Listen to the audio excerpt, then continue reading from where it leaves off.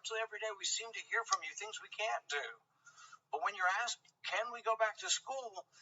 I don't hear much certitude at all. I hear, well, maybe it depends. I agree with you. I am completely unqualified. It is a fatal conceit to believe any one person or small group of people has the knowledge necessary to direct an economy or dictate public health behavior. I think government health experts during this pandemic need to show caution in their prognostications. It's important to realize that if society meekly submits to an expert, and that expert is wrong, a great deal of harm may occur when we allow one man's policy or one group of small men and women to be foisted on an entire nation.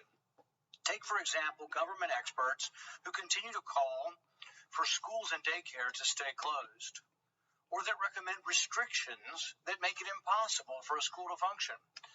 For a time, there may not have been enough information about coronavirus in children, but now there is. There are examples from all across the United States and the world that show that young children rarely spread the virus. Let's start in Europe. 22 countries have reopened their schools and have seen no discernible increases in cases. These graphs behind me show no surge when schools open. The red line is where the schools opened. There is data from Austria, Belgium, Denmark, France, Germany, Netherlands. No spike when schools are opened. Contact tracing studies in China, Iceland, Britain, and the Netherlands failed to find a single case of child-to-adult infection. Here at home, child care for essential workers continued to be available in some states throughout the pandemic. Brown University researchers collected data on daycares that remained open during the pandemic. Over 25,000 kids in their study found that only 0.16% got COVID. And when you looked at the confirmed cases for staff, there was about 1% of more than 9,000 staff. The YMCA also has put forward statistics. 40,000 kids at 1,100 sites. There were no reports of coronavirus outbreaks or clusters.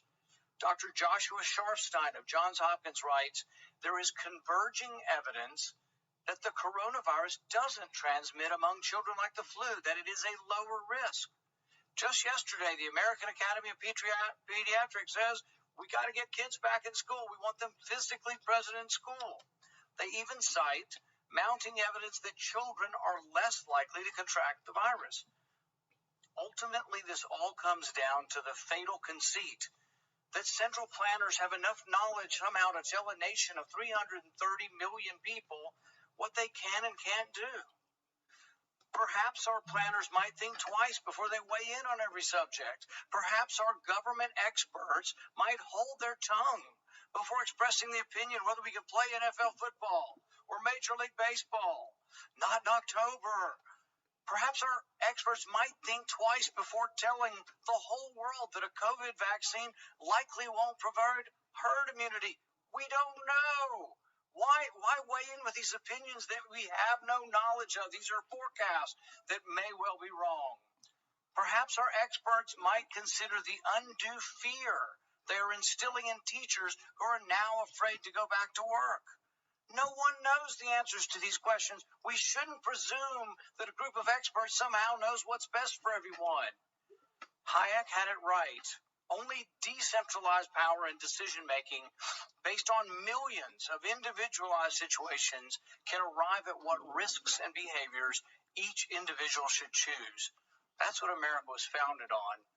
Not a herd with a couple of people in Washington all telling us what to do and we, like sheep, blindly follow. This all begs the question, when are we going to tell the people the truth?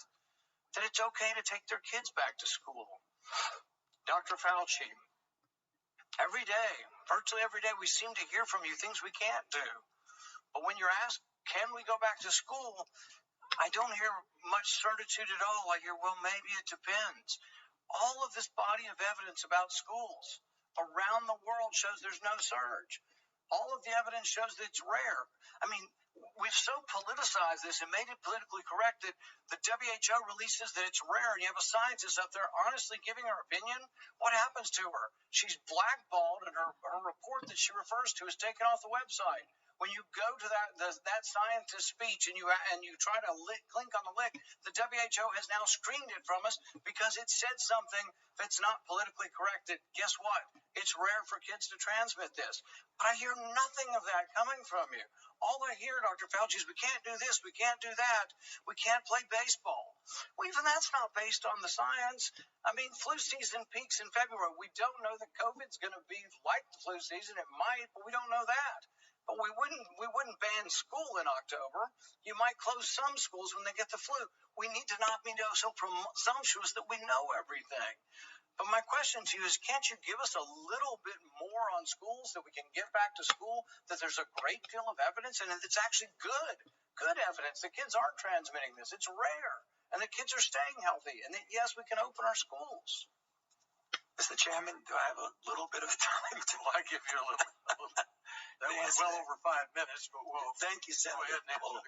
Please answer the question. Yeah, so very quickly, Senator Paul, I agree with a lot of what you say about, this idea about people having to put their opinions out without data. And sometimes you have to make extrapolations because you're in a position where you need to at least give some sort of recommendation. But if you were listening, and I think you were, to my opening statement and my response to one of the questions, I feel very strongly we need to do whatever we can to get the children back to school. So I think we are in lock agreement with that.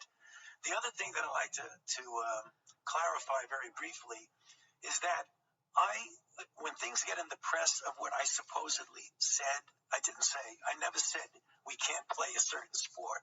What happens is that people in the sport industry, they could either be people from Players Association, owners, people involved in the health of the players, ask me opinions regarding certain facts about the spread of the virus, what the dynamics are. I give it, and then it gets interpreted that I'm saying you can't play this sport or you can't play that sport. I agree with you. I am completely unqualified to tell you whether you can play a sport or not.